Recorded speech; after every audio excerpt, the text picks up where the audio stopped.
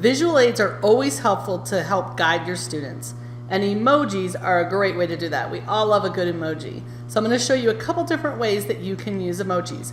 There is a built-in emojis right within your PC and Mac. So on a PC, you would use the Windows key and period, and that pulls up your little emoji. Across the bottom, you see that you have search, where you can actually type in, or you can search by the different categories.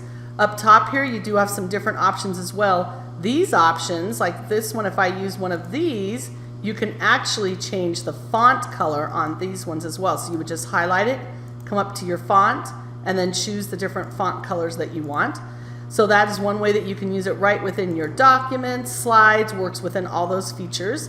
Another option is in your Canvas courses or even Google Classroom. Maybe you want to highlight certain things, so I'll click on these three dots, click Edit to edit this title.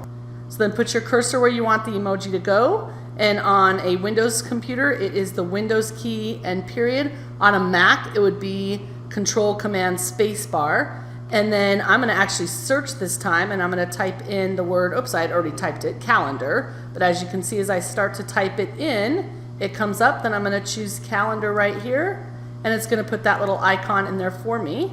Update, and there it is. Now be careful, you don't want to go crazy. You may not want to put icons by everything, and you definitely want to be consistent.